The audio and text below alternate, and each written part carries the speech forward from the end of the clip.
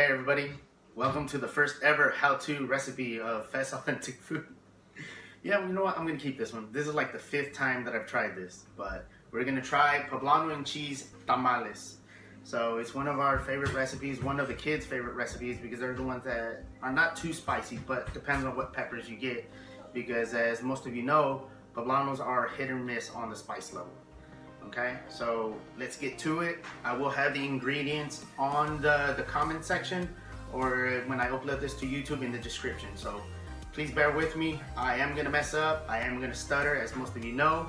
So let's start.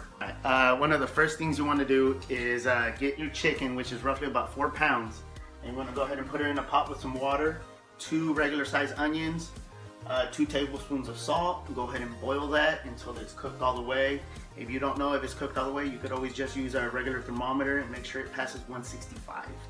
And when it gets done cooked all the way, you want to save the broth, the chicken juices, because this is what's going to be used later on for the tamales on the maseca.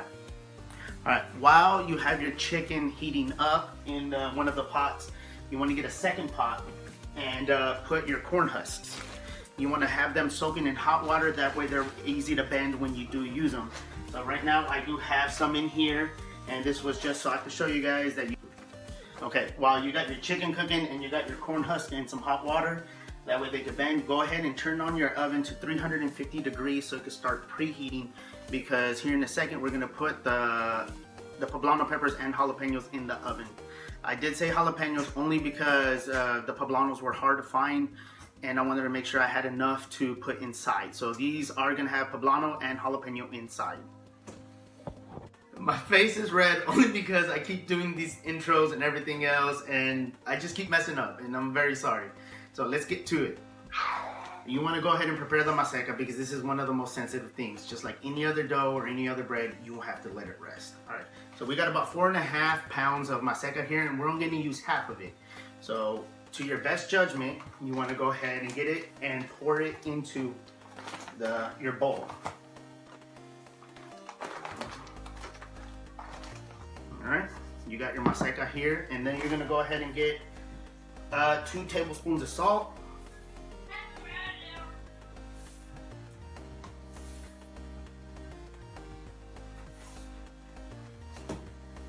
And then you're going to get 2 tablespoons of baking powder.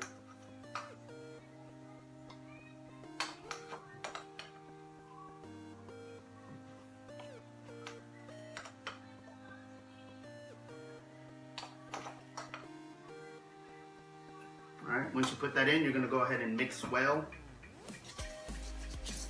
to make sure your maseca is nice and mixed. Okay, so the next step is, while this is here, you mixed your dry ingredients, as one would say, is you're going to get your manteca. And since we're only making half this recipe, you're only going to use half the manteca, which is about 8 ounces that you're going to use. You can go ahead and scoop it up, put it in a little pot. Like I said, if you have a scale, go ahead and use a scale, or you could just use your best judgment and go ahead and put it there. Once you got your manteca in the little pot, you're going to go ahead and put it on the burner so you can start melting just enough so you can pour in there, because if you heat it up too much, you're going to burn yourself when you mix it in. So go ahead and start heating it up until it's nice and melted. So the manteca is ready to pour into the maseca. You want it carefully, because it will burn yourself because it is hot. As much as it's not burning hot, it will be a little bit warm. So it's just enough to where it's in its liquid state. So you're gonna pour that in there. You're gonna put this in the sink, and you're gonna go ahead and start whisking away and mixing it together. All right, at this stage, after you pour the manteca, you want to go ahead and put on a glove and start mixing it together, because there's nothing like cooking food directly with your hands. You know, the whisk was just to mix it in because it was hot. So once it's all settled in, you want to make sure it's completely mixed together. And once it's like a little, almost looks like sand, like wet sand, and that's where you want to be at. Yes, in the background noises are my kids. You got to realize I do have a family, so you might hear some random stuff going around. But we're going to go ahead and let this rest for about 15-20 minutes, okay? If you keep seeing me do this, it's because of my sleeves, okay? So heads up. Alright, so at this stage, while we're waiting for this to rest a little bit, while the manteca absorbs some on the maseca, we're going to go ahead and bake our poblanos and our jalapenos. These are a little bit shiny because I did rinse them. Always rinse your vegetables and all fruits wherever you get them from. We're going to go ahead and pop this in the oven at 350 degrees for 20 minutes. Alright, while stuff's in the oven and it's resting, we're going to go ahead and cut the cheese. Yes, I did say cut the cheese. It was pretty funny. And it's Monterey Jack cheese. And we're going to go ahead and cut it into little pieces. And we'll go from there. And I'll show you here in a second how big the sizes are going to be. I got done cutting the cheese. Yes, it's still funny. And you want it roughly the same size that the package came in. So no need to cut in half and half. Just long ways once and keep it that same. Because that's about the size of the tamales that we're going to get. Okay, so we got the cheese cut. We're going to go ahead and set this aside. While you're preparing stuff and everything else, you got the cheese cut and everything else. I don't have to keep repeating myself, which I probably will. Alright, you're going to carefully remove the chicken from heat. It's already been tempted. It's way above 165. And we're going to go ahead and strain it into the sink or more into another pot. And we're going to collect the chicken. We're going to collect the broth at the bottom, because that's what we're going to use on the next step to prepare the maseca for the tamales. So carefully pour your chicken. I'm just gonna collect all the onions, all the chicken. That was hot, I felt the steam. Okay, so the oven beeped and it's been about 20 minutes already. So we're gonna go ahead and take out the peppers out of the oven and set them aside so they can start cooling down. That way by the time we get there, we can start cutting them.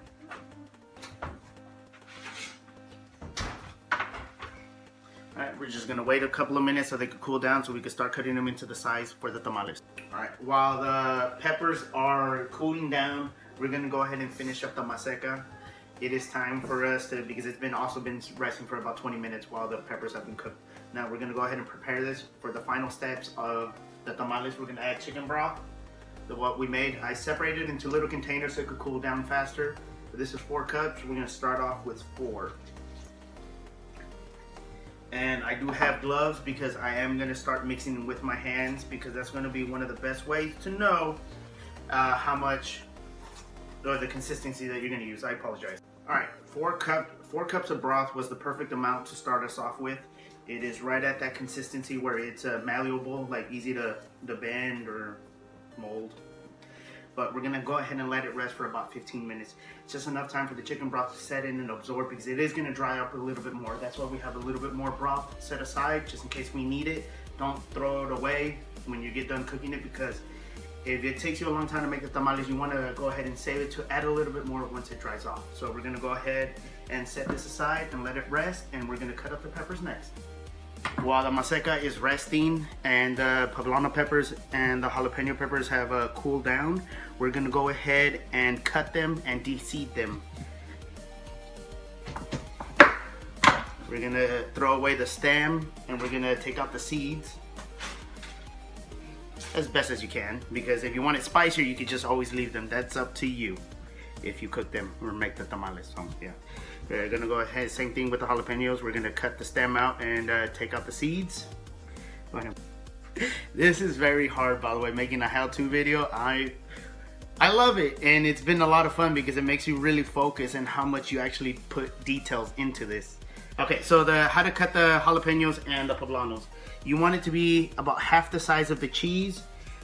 This is a part of the poblano peppers.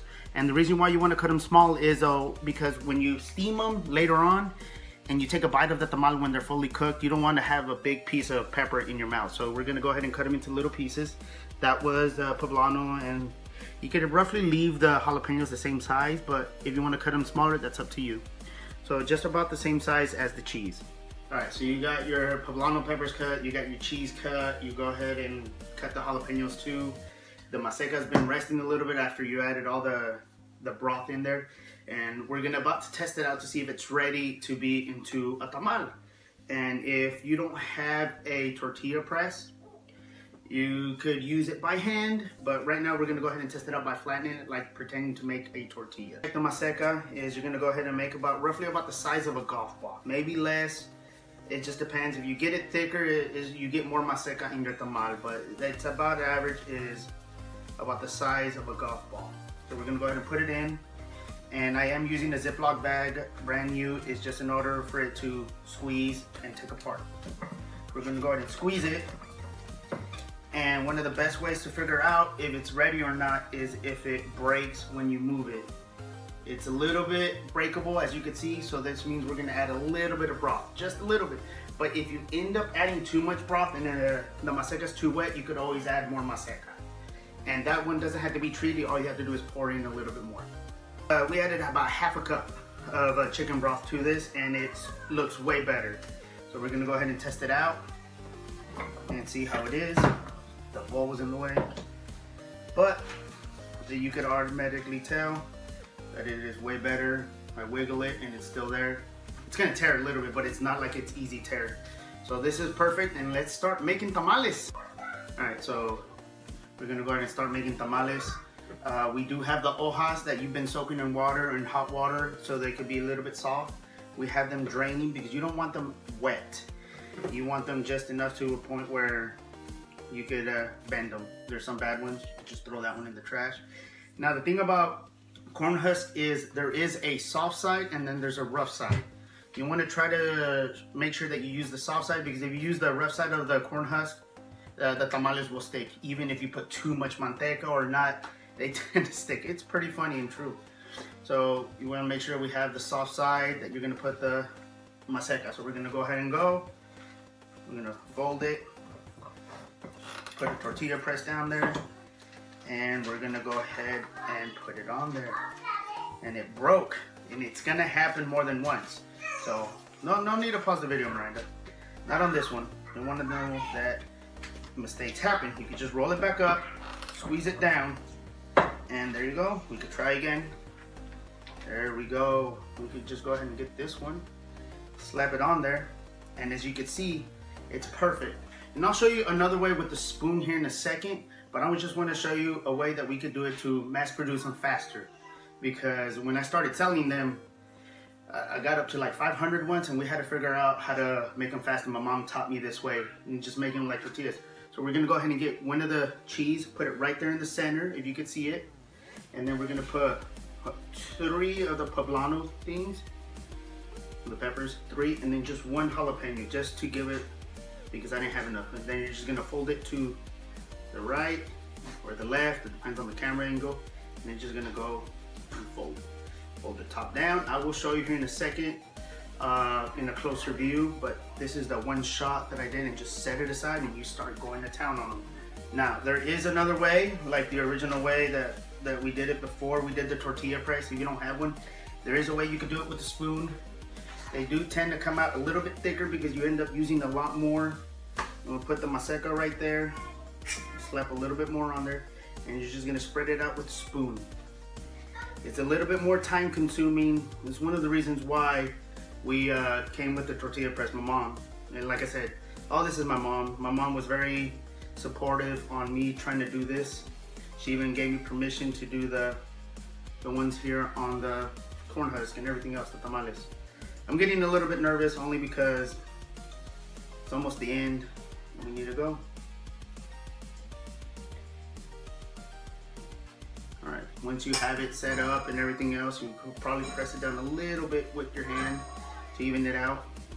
This comes out to a thicker tamal, so if you like the maseca, then I recommend doing it this way.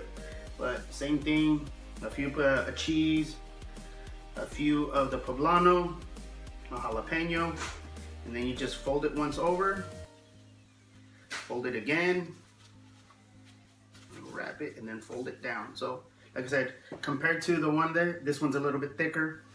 We just use the tortilla press for get a better consistency, a better flat, and everything else. Okay, so we're about to make a bunch of these right now, and there's no point of me keep recording or do a time lapse or anything else. So we're gonna go ahead and start with the golf ball sized maseca. If you want a better look, it's just roughly right there. We're gonna flatten it out. Okay, and it's gonna come out like a tortilla. You can even just use this to make tortillas, so if you don't want to make tamales. Okay, so we got this. We're gonna put it right on the soft side of the corn husk. right there. Now at this step, you could put whatever you want. You could put chicken, you could put beef, you could do whatever, but we're making poblano and cheese with jalapeno. And it's just the perfect amount right there, as you guys can see. I'm gonna try to give you guys a good shot of how this is. I'm gonna put the cheese right in the middle. You're gonna put three poblanos right there with 3 poblano pieces and a jalapeno. All right, if I could do this camera wise, we're gonna go ahead and wrap it and then do it right there. And then you're gonna fold this flat down. And there you go. You got a tamal ready to be steamed later on. So me and the wife, yes, she's been in the background helping me out this whole time. We're gonna go ahead and do these real quick, and then I'll get back to you when we have them all ready to go in the pot. All right, so the power of video editing. The wife and I have finished folding and wrapping the tamales. They're ready to go. We got poblano, cheese, and peppers. They're gonna be very good. I'm looking forward to them. It's currently like 3:37. The person that won the 10 free tamales will probably be here in about a couple hours.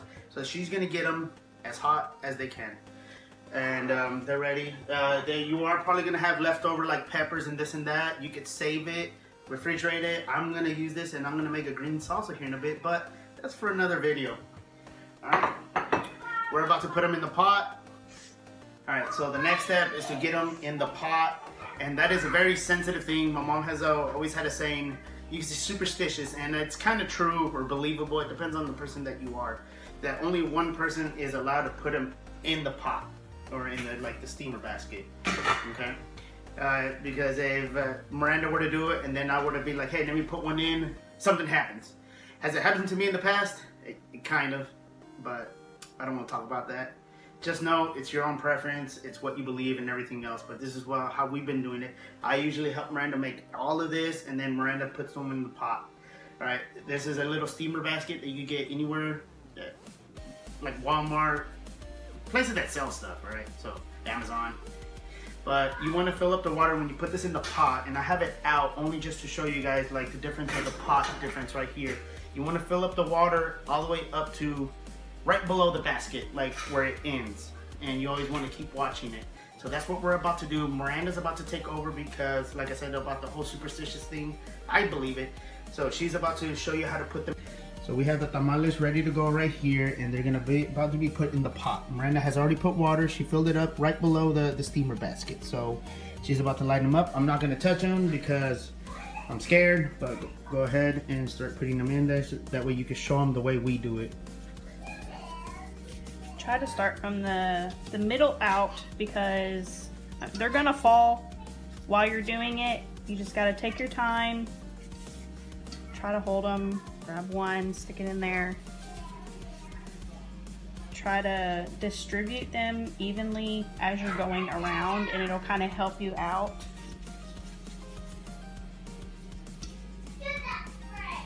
All right, so Miranda concentrate because we're not, well, she's camera shy or whatever. So we're gonna go ahead and pause this, and we'll get back to you when she has the pot filled. So just take your time filling them up. Yeah, take your time.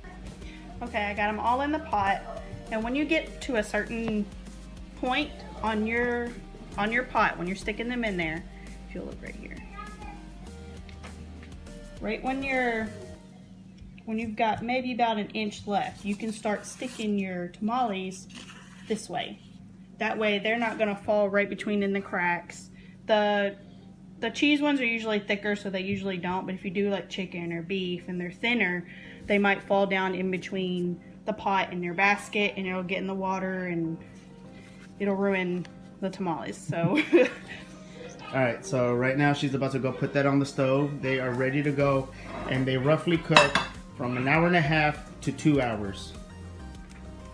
All right, it is recommended once you put them on the pot that you put it on high first to let it boil. So right now, like I said, you want to keep watching the water. It's right there because if the water evaporates, it's just gonna scorch them. So you have to constantly watch it. You know, you're gonna put it on high. Once it boils, constantly watch it. This is where it gets fun. So it's about 1.5 hours to 2 hours, and we're just gonna keep watching them. We'll see you when they're done. All right. I hope you guys enjoyed the video so far. I'll see you guys here in a bit. okay, so right now it's boiling, and we're gonna turn it down. You want to keep it at a boil. because if you let it get too low, it's not going to cook. I'm going to turn it down to about between medium and 6. And every burner is different, so just play with your stove a little bit. But you want to keep it at a boil. We're going to probably check it about every 30 minutes or so. Check the water. You can get a flashlight in there, see how low it is, and then just add more water up to the basket again, and just wait your 2 hours. Alright, so we're going to periodically check it. We're going to check it once to show you how Miranda adds water and everything else. And then it's going to be up to you. Go. Alright, so right now, it's been about several minutes and Miranda is about to add water. She checked it. Yes, I'm not touching it like I said. I'm scared. Alright, but you just have to be very careful if it steams. She's using a wooden spoon to push them back a little bit. And she's going to slowly add water. Because you don't, like I said, you don't want to run out of water because it will scorch them. This is a very crucial part. If you run out of water, you scorch it, all your tamales are going to taste burnt. Yeah, so we've had that happen before in the past and we've learned. Alright, so at this point of the tamales, all you have to do is keep looking at them. You don't have to stare at them every few seconds. It's just more that you just have to watch them. So the next time that you see us, the tamales will be ready. What, Miranda? I was going to say, I wait about 30 minutes to check the water. So just every 30 minutes, just check it to see if it needs more. If it doesn't need water in that 30 minutes, I would recommend checking it again in 10 minutes because if you go another 30 minutes, they're probably going to run out of water. Okay, so just the average time is about 30 minutes. But like Miranda said earlier, your stove could be different. So just be on the lookout. The tamales are ready. It's been 2 hours. They are ready. As you can see, they just came out of the oven. You know, the stove. You know what I meant. But they are ready. We're going to take one out. I'm going to show you guys. It's right here. A plate set out. And we're going to look at it. Oh, yeah. Oh, look at that. They're still hot, but they're ready to be eaten. You can eat them either way you want. You can eat them with a fork, or you could just go and eat them straight out. Thank you guys. I hope you guys liked this tutorial. I don't know if you guys enjoyed it. Let me know, because who knows, I might do a different recipe next. Okay, I love you guys. Thank you, and I'll see you next time. Bye.